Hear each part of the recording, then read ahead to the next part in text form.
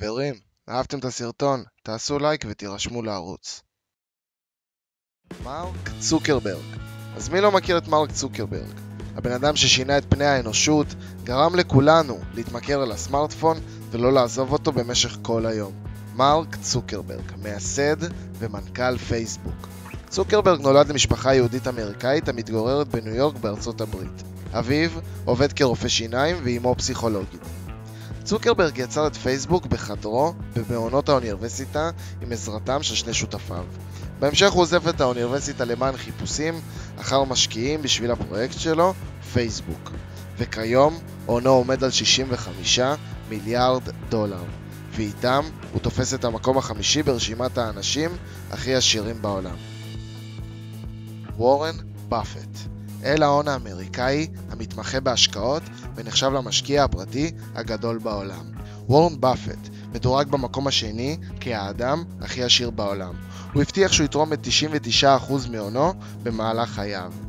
ב-1965 רכש באפט חברת טקסטיל כושלת בשם ברקשיר האטווי. רכישתה נאמד על כ-22 מיליון דולר והפך אותה לחברת השקעות. עונה כיום מוערך בכ-248 מיליארד דולר. שווי של המניה של החברה בעת הרכישה היה 19,000 דולר, וכיום שווי המניה הוא כ-249,000 דולר. בגיל 11 רכש באפט את המניה הראשונה שלו. כשהיה כבר נער היה מרוויח בחודש 175 דולר, שזה היה יותר ממה שהמורים שלו הרוויחו ורוב האוכלוסייה הבוגרת. הונו כיום עומד על 74 מיליארד דולר, ואיתם הוא תופס את המקום החמישי ברשימת האנשים הכי עשירים בעולם. אמנסיו אורטגה. אתם בטח טועים מי זה אמנסיו אורטגה, אז רק רקע קטן. אמנסיו אורטגה נולד לאבא שעבד בתחנת הרכבת, ואימו הייתה עובדת כעוזרת בית. מכירים את זה שאתם הולכים לקניון, ובכל קניון יש את החנויות האלה זרה, פול אנד בר וברשקה? אז אמנסיו אורטגה הוא הבעלים של כל החנויות האלה. אורטגה אינו המייסד של קבוצת האופנה הספרדית אינדיטקס, שאחראית על 7,290 חנויות ביגוד ואקססורייז סביב לעולם. אורטגה סירב לרעיונות תקשורתיים למשך שנים, והעדיף לחיות חיים שקטים ולא להיות באור הזרקורים. הונו של אורטגה עומד על כ-84 מיליארד דולר, ואיתם הוא תופס את המקום השני ברשימת האנשים הכי עשירים בעולם.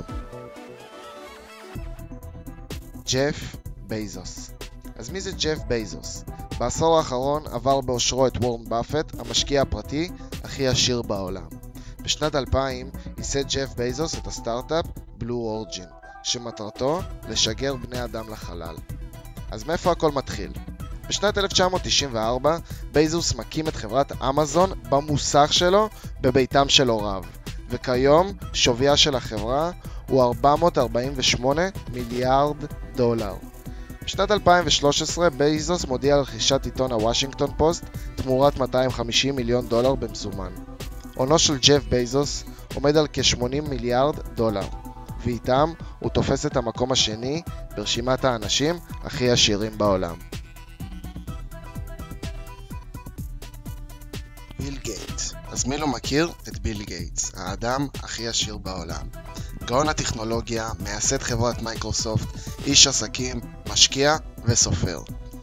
כבן להורים עשירים, למד בבית ספר יוקרתי ושם פיתח את כישורי התכנות שלו. בתיכון עבד כמהנדס תוכנה, ורק בתמורה לאפשרות שתהיה לו גישה למחשב.